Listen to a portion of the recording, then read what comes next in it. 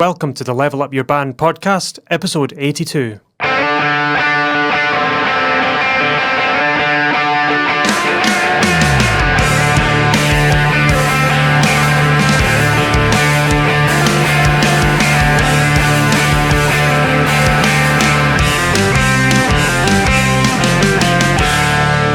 Hello, and welcome back to the Level Up Your Band podcast. My name is Gavin Patterson. I'm here with Julian Pombo. Back on the Zoom. Hey, back on the Zoom this one time. But never again. Oh my god, it took us about like half an hour to try and get this thing to work. Just because I don't have a webcam, I'm using my phone as a webcam, and the app that connects to Zoom is just like, I don't feel like working today. So figure it out, mate. So we're improvising. Yeah. We're back on the Zooms. Anyway, how's your week been? It's been pretty good. I was away Monday through to Thursday up at Lochfine at a residential music studio. And cool. Didn't record anything. We just had a jam and just had a good time. And that was it. Had some nice food, just chilled out, and went down to the loch and went for walks and stuff, and it was great. And I got a new bass. I'll bring it. I'll pop it on the camera just now very quickly. New bass. Blue. Yeah, it blew. It blew. Not gonna lie, I think it's one of the nicest basses that Squire has put out so far. It's just really... It's very nice. I like the sound. It's nice and lightweight. Mm-hmm. I've got the action set nice and low so I can do tippity taps. And things are good. Nice Gonna one. Gonna play it tomorrow. Just to help with my last episode, we were talking... a couple of episodes ago, we were talking about my tendonitis, so it's to help with that. Yeah. It's just a nice, easy instrument to play. Don't have to think about. Don't have to think about it too hard, So it's pretty effortless to play, but it's not like the little 27-inch, which just feels like a toy sometimes. It's too small. Anyway, it's more of a guitar. Yeah. Yeah. Yeah. I just realised we were wearing the same shirt. Just thought I'd point that out. Oh wow. It's like that other one episode where we were both wearing the Beatles shirt.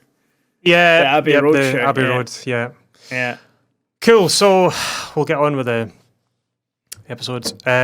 So today, I want to talk a bit about marketing, but from a different kind of point of view. So, I don't know what I'm going to call this, but so far it's marketing with a story.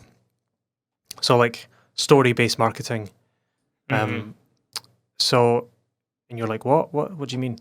So, what do you mean?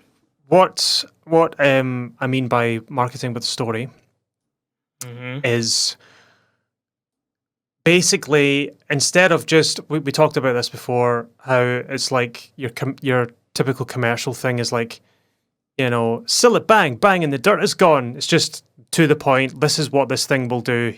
Buy it. A story is something a bit different. So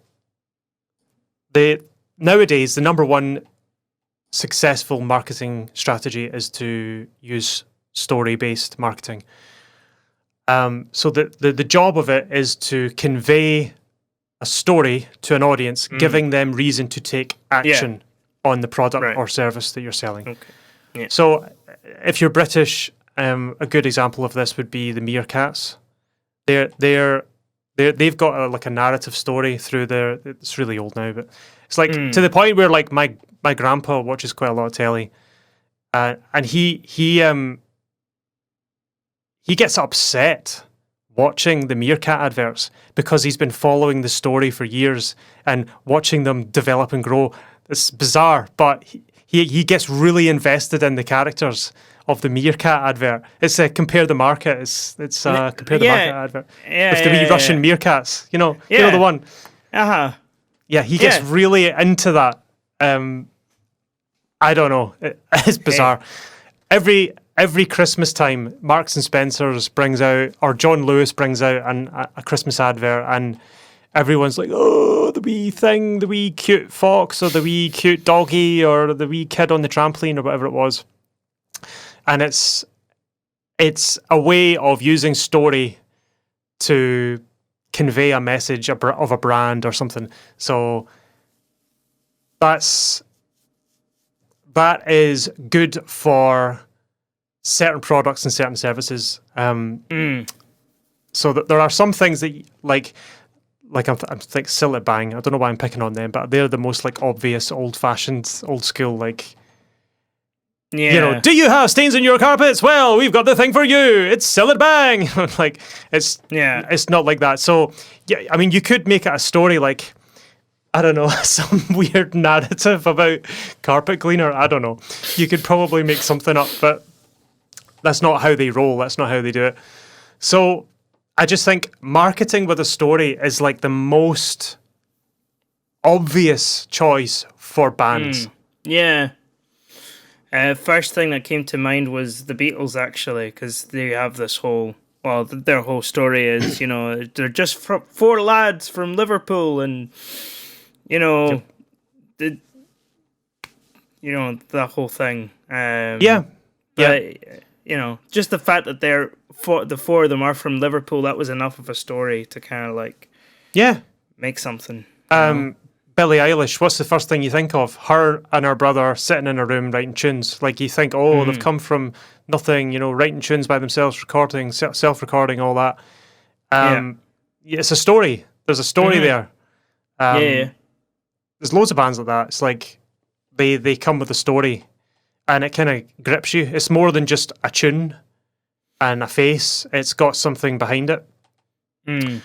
So, yeah, I was thinking like for bands, so storytelling is kind of what bands do through music. So why not just extend that to marketing in the form of story? So people like stories. Obviously, like it's just human beings gravitate towards storytelling and fiction in general. And obviously you can tell a story that's true, a true story. People like true stories as well. It gives it more sort of gravity. So the storytelling aspect helps give context and meaning to the things you do. You know, if you're doing storytelling as a band, you know, it informs the audience on what they're consuming. It's not just a song. So how do you do it? Why would you want to? I think is the first question. So I think if you want to get folks really engaged and really into your stuff, like super fan level, like they come to all your gigs, they buy all your merch, they listen to all your music, and they really like you. The way you do that, or the way you get people like that, is you maintain open communication with them, and do that in the form of story, of telling them what you're doing, what you're getting up to, where you've come from, your arc, your sort of your story arc, and you can elaborate on different things. It doesn't have to be an absolute like documentative kind of narrative. On the 23rd of March. 1999. Yeah, I don't think it needs to be like that in depth. It's just a general. I'll give you an example, right? Have you ever seen Nowhere Boy? No, I haven't seen it. I do know of it though. So Nowhere Boy is the early life story of John Lennon. And there's a scene in the movie where he meets Paul McCartney for the first time, and the actual story goes, the first time they ever meet, Paul is doodling around on a piano, and then this guy leans over the piano and starts talking to him, and it's John Lennon, the first time he ever meets, and all Paul can remember is this guy talking with this beery breath and thinking it was disgusting. That was his first meeting. And then later on in that same day, Paul picks up a guitar and plays, I can't remember the name of the song, 10 Flight Rock or 20 Flight Rock or something. It's an old blues song. And it impressed John. But it was kind of like everyone was kind of playing to each other and kind of showing off a bit. That's how it went. But in the story, in the film, it was this big dramatic entrance. Like there was this big massive empty hall. You know, John's down one end, and then Paul walks in the door, and they appear like there's this big walk towards each other, that kind of thing. It's like, all right, who are you? You know, this like bit of attitude and stuff. And then Paul just brings out this guitar and just plays the full song. You know, it's absolutely flawless. It's such an exaggeration of the real events, but it makes for a good story. That's what I'm trying to say. So sometimes the events themselves, as you lived them, weren't that. It was just like, oh, this happened, and it was just like, yeah. But then historians come along and be like, but it was this big pivotal event, and it was like everything changed after that. And at the time, it was probably just like, nah. But after that, it's blown out of proportion. So you can do that. I mean, people tend to do that. They exaggerate stuff, and you know, like chance meeting and all this stuff. It's just play on it. Yeah. I don't think there's anything wrong with it, but it's just as long as you're not totally fabricating something. I think a part of me likes the stories that are really mundane because they are so relatable as well. Like something so mundane that there would be no point in making it up. Yeah. Like Eriska is a failed wedding band. This is a pretty bad one. It's a pretty bad one, but it's kind of hilarious. Yeah, it's funny. So, yeah, convey the story to your fans. How do you do it? So every band has a story. Every person in the band has a story. So you need to share that story with anyone who comes across your material. Yeah, even not having a story is kind of a story. You know, if like your whole thing is that you are the most regular person. Just writing like, I think that would be kind of funny. It's like Joe Smith, lead guitar, the most regular person. Literally nothing. We have nothing on him. Nothing exciting has ever happened to this man. Nothing in his life. exciting has ever happened to this man in his life, and he plays lead guitar. Yes. Yeah, it could be part of the band's sort of comedy thing. Yeah, I could totally see that, and that's a story. That is a story. That is a thing. So, what do you do? How do you do this? So, I've got a couple of things here. This is going to be a shorter episode, I think, but it's fine. It was just a finer point I wanted to make, just because I think we've talked about it, but we haven't articulated it quite to this detail. So some practical steps to try and become more identified with your audience. So if you're the type of band now that has material out and you've got music videos and you do gigs and you go on your social media and it's nice and glitzy, there's some studio photos, there's some stuff of you in the rehearsal studio, there's some gig photos and logos and artwork and stuff. Right, that's probably most people. But if you were a complete stranger and just happened across your music and went onto your social media and your website and all that, how quickly or how difficult would it be for them to figure out who you were as people? Or to understand your story and your background? It's probably quite difficult. A lot of people leave that out. It's just kind of like, oh, well, it's not really relevant. There's the music, blah, blah, blah. But the music in and of itself is fine. But if people want to get more connection with you, the context behind the actual music will make the music more meaningful if they know where it's come from and who's made it and what their story is and what their background is, and they get to follow you and stuff. Everyone likes a good story. So here's some things that you can do, and I've seen some people do, and it's been quite good, is film an interview with the band. So literally just sit down and talk about why you're doing what you're doing, basically. Yeah. It could be, I've seen, that's definitely something to do, but get a handle on, like, watch a couple of them, right? And then see what you like, and then see what you don't like. I've definitely seen some pretty gnarly band interviews. I think do you know what it is that is the biggest problem with those kind of like band interviews? Is the fact that they are trying to be interesting, and they shouldn't be. They should just be doing. They should just be themselves. They should let themselves speak for themselves, rather than just, trying to be like, oh yes, I play bass and I'm super quirky, and I play drums, and I have a pet shoe. Haha. No one cares. I know what you mean. Do you know what I mean? Like, I just love playing music. I do it because I love playing music. I don't know. I don't know why I was drumming as well. I was hitting a hi-hat like, yeah. Anyway. I know what you mean.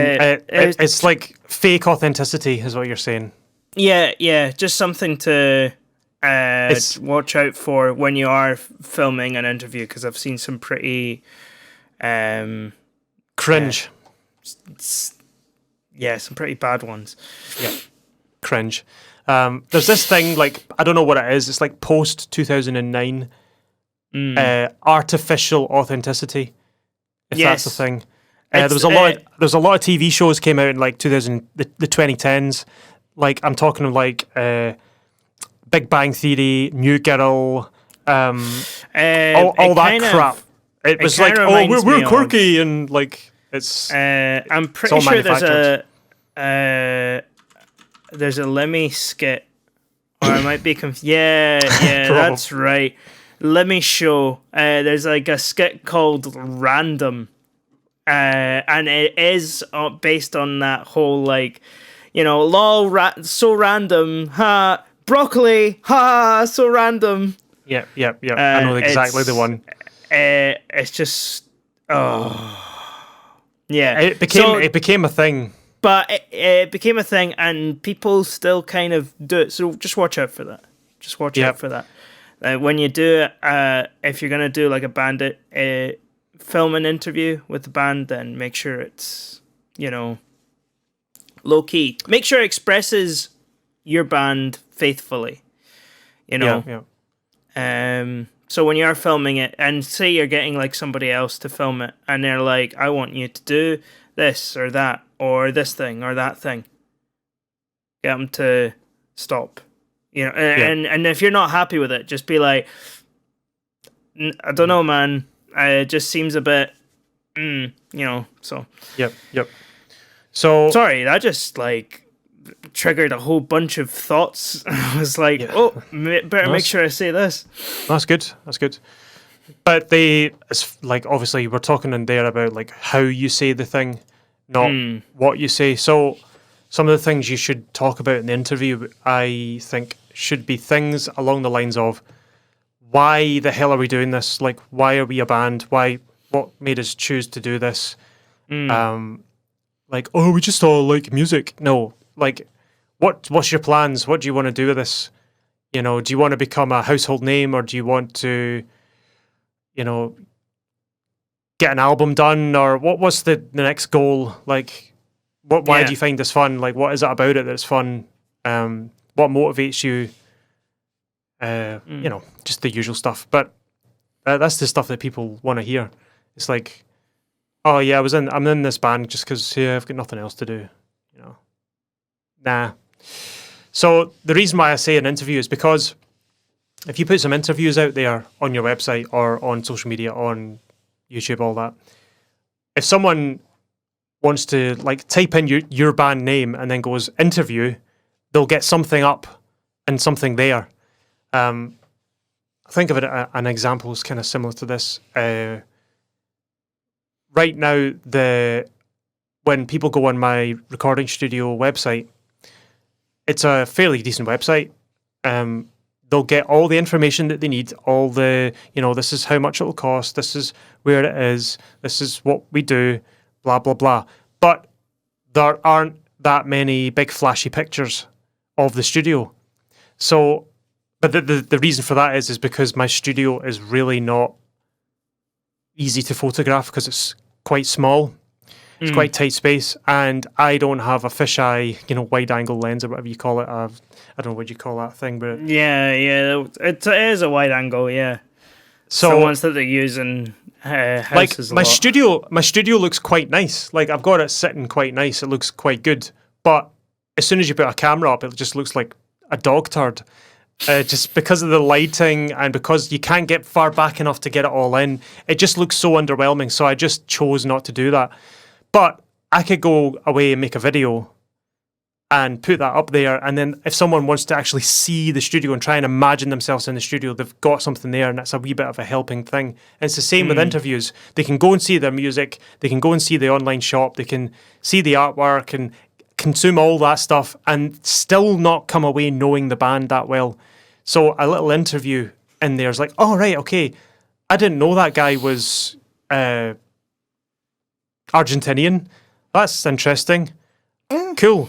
Oh, I didn't know that person had brown hair instead of blonde hair. I pictured them with blonde hair. Like I don't know. Do you know what I mean? It's like podcasts. I didn't know that there was women in this band. That's crazy. Yeah. It's like when you listen to a podcast all the time and then you see the podcaster's faces, you're like, no, that's wrong. They don't have that face. You don't sound like that. A good example of that, just as a little aside, there's a YouTuber called Video Game Donkey, and for ages people were like, Video Game Donkey's black. He's black. He's a black guy. And then he did a video, and he's just a regular, just a white dude. Right. And people lost their crap. They were like, "It's fake. You're black. Can't be white." That's so funny. Just a normal white dude. That's they had it in their head that he was some kind of like big black guy. Fair enough. Anyway, so another thing you could do is different type of interview. Instead of a video interview, do a podcast. So bring your band on to the Level Up Your Band podcast, and we'll interview you. Yeah, why not? Yeah. So go on some podcasts, do some, and you can release the audio on your socials, and that's another way of people hearing who you are and hearing your story. Obviously, like the actual story content, obviously we can't tell you what to include in your story. That's up to you. Everyone's story is different, obviously. But like, what type of stuff do you include in an interview like that? It's like I said before, it's like, why are you doing this? What's in the pipeline? What were you doing before this? That's another good one. Before I was going to be a musician, I was like, oh yeah, I'm going to be an engineer or a pilot. It's like, okay, what? Fair enough. But the reason why I'm doing music is because I failed an exam in school. That's literally it. And it's like little bits of info like that is like, it may be like irrelevant to some people, but I don't know. It just gives everything a little bit more context. Yeah. No, totally. So, yeah. So interviews in general, like podcasts, radio, TV, if you're lucky. Yeah. And just straight up YouTube. TV? What's that? What's the TV?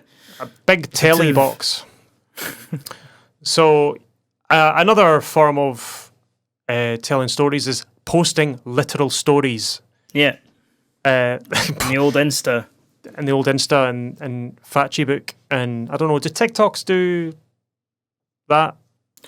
Not really, but I think it's just I don't know because I've never used it. I have no idea if you can do stories. I think it's just videos, little 16-second videos. Yeah. That's all you can Fair do. enough. Yeah. So you can post stories. So say you're doing gigs or you're at a rehearsal studio, you can do wee skitty things like just film a bit of banter or something. Something that, you know, it's almost as if you're getting a wee peek behind the curtain. You know, you see the band up on stage all the time. You get to see a wee bit behind the scenes. There's a couple of bands I grew up liking, and I always loved going on YouTube and seeing all their behind the scenes content. So you would see them in like the dressing room before the gig, just having banter, a chat, or getting a tour of the stage before a gig. Or they're in the studio and someone's got a camera and you can see everyone recording their parts. And I don't know, I just really like that stuff. Usually get it with like live DVDs, and then you would have like a disc 2 with all the bonus stuff. But that's we're talking 2005. But you don't do that anymore. It's all on YouTube. No, I had a demo disc. Sorry, a DVD, right? I think it was Revenge of the Sith. You could put in the bonus disc into an Xbox or a PlayStation 2, and you would be able to play a demo of Battlefield 2. Battlefront 2.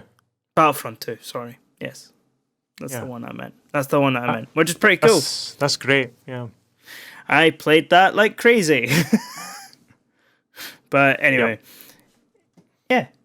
Yeah, so something that's a little bit over and above. So something that gives folk a little bit of a peek behind the curtain, just like, all right, this is how the band operates. This is what they're like behind the scenes. They're actually not that miserable. They look miserable on stage, but behind the stage, they're actually not. It's something to think about. And I've put in here, experiment with ads. So what I mean by that is advertising on Facebook or Google or Instagram. So that's paid ads. The reason I said experiment is because it's not something that you just go and say, right, I'm going to put £1,000 into advertising. No, you really need to think properly about it. So when you're using online marketing, paid stuff, you really need to have good content to post. And that's why I say from the top, marketing with a story is a great way of beginning with something that's actually going to, make an impact. If it's something that is just shallow, it's like, we've got a gig, buy a ticket. No, it's you're just telling someone that this exists. That's not really marketing. I wouldn't say that was marketing. That's just saying you're here isn't really marketing. Tell them why they should buy. That's marketing, and you do that using story. So when you're advertising on Facebook, for example, so when you do Facebook ads, it runs it on Facebook and Instagram because Facebook and Instagram is the one company.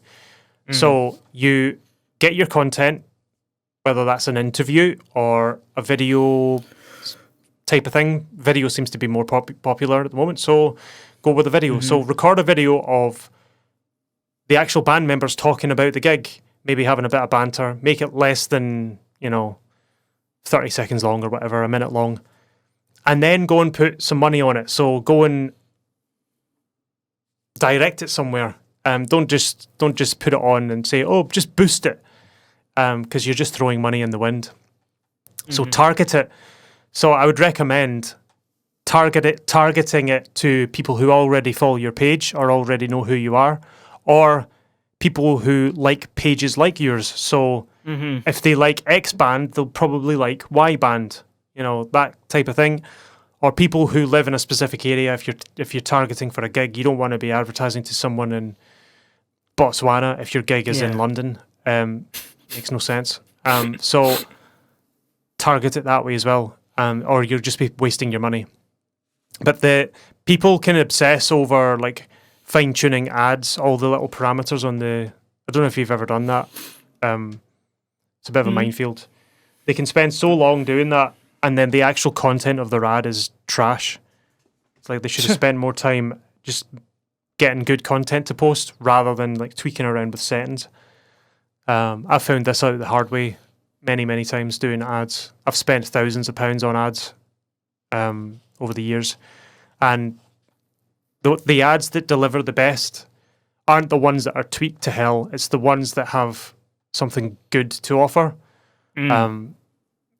Like a video that explains exactly like this is you have no choice. You have to buy this thing or you have to do this thing.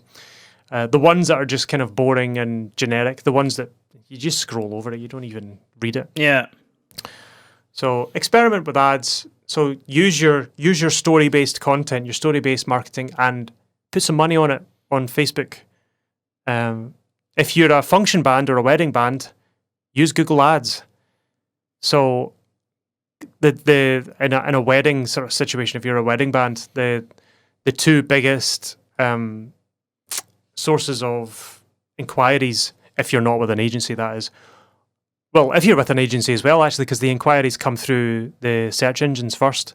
So you go on Google and you type in wedding band, Scotland, right? And the first thing that comes up is an agency, right? And then they click on the agency and then they type in funk band and then they get 50 options and then they just click around until they find a video they like and then they choose it. That's it. Yeah. But people who go direct, it's the more direct bookings nowadays are coming through Instagram through hashtags. So it's like hashtag bride, hashtag wedding party, hashtag wedding music, hashtag wedding band, hashtag. So you can follow all this stuff. If you're getting married, a lot of people will go and they'll follow all the hashtags. So like hashtag wedding rings, hashtag buffet, hashtag, and they'll get loads of ideas for their wedding. And a band might pop up. Hashtag Scottish wedding bands, and a band will pop up and they'll go, oh, that's cool. I quite like these. And then, oh, there's their email. I'll give them an email. So you get quite a lot of inquiries off that now. Little groups, Facebook groups as well. Like, I can't remember the name of it. So that's for the function stuff. But for originals bands, it doesn't really work like that. It's more like always, it's... My next point here is gig like crazy. That is the tried and tested way of getting new followers and fans. Yeah. The world has opened up. You can't really advertise original music. You can't say, hey, this amazing music will make your day so much better. You should listen to it. Like, you don't get ads like that. Imagine you... I wonder if somebody has done an ad like that. Are you sad? Do you have nothing going on in your life? You should listen to... That's going to be our marketing campaign for our new EP. Yeah. Want to go loads of places, but can't travel there, so you want to go there sonically, then listen to this new EP. Oh, that'd be so funny. I'll storyboard it. I'm go, set. Do it. That'll stop you from doing memes. It will. Making elaborate memes. This kind of isn't an elaborate meme. This is an act. Do you know what this is? It's a useful meme that we can use. Okay. That's what it is. Sure. We'll see. So yeah, gig like crazy. That is the best form of marketing for a band. It always has been. So I was at a gig fairly recently, and there was a couple of bands playing, and they just played their set and they just walked off, and I was like, I wanted some chat, just a little bit of personality, just something, and that's another way of doing your story based marketing is just chatting to the audience, like live in the actual place. We used story-based stuff in our banter, our chat. Like we'll do like wee explanations of tunes, like, oh, this tune was written XYZ. And like there's some venues that like really, really warm to that. Like you got some laughs, and it was a good chemistry. And had you said nothing and just played the tunes, you wouldn't have had that. They would have forgotten about you within a week. Maybe they've forgotten about us now, but at the time it seemed pretty cool. Like just having that story based thing. You've talked about that before, you know, with the whole banter type thing, the chat during gigs. That's what that is. It's story based marketing, but it's more. It's live, innit? It's right to the face. It's not some ad. Exactly. Yeah. So, and the last thing I've got here is a mailing list, newsletter. That's a big thing. That's a huge thing. That so regular band updates. What you doing? Are you in the studio? Have you got any gigs coming up? Just updates. Every time you're at a gig, put out some sheets and gather emails. You should be farming for emails. And then use something like MailChimp or whatever to send out like a monthly newsletter. Update. So an update, yeah. So and because it's all online now, it's not a literal letter. You can put fancy videos in it. You can make it video format. So you can put like a collection of wee snippets of rehearsals or something or whatever you've been up to and include it in the newsletter. Make it look kind of nice. Minimal effort. I mean, you could use a template, you know, use an online template or just spend some time making a template and then just use the same template every week or every month and then just put the new content on it. And it gets people more connected to your band. So if time comes where you've got a gig and you're like, tickets are on sale now, and you send it out to the people who consume your newsletter, they're already warmed up. They're like, yeah, I'm gonna do that. Like they're more likely to make a booking. They're more likely to come along if you've been chatting with them and updating them and, you know, letting them see your journey through time with your tunes. Story. It's a story. So that's pretty much the point I wanted to make was just if you're going to be doing marketing, whether it's paid or trying to get people to buy your stuff or see your stuff or listen to your stuff, always consider the story element, no matter what you do, because people like stories. Sure do. That's basically my point. Do you have anything else to add to that? Do I have anything else to add to that? Honestly,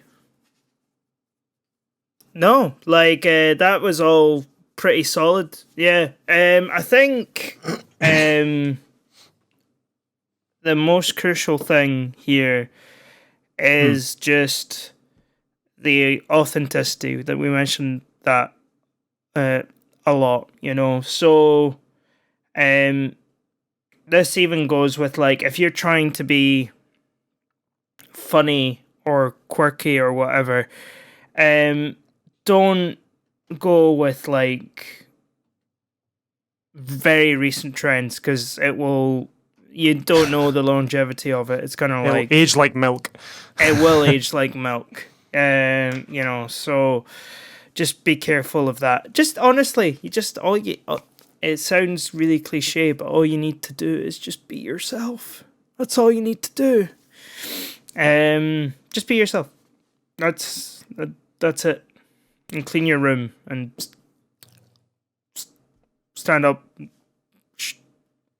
back straight, shoulders back. You know, that's solid advice, right? That was so hard for you to get that out.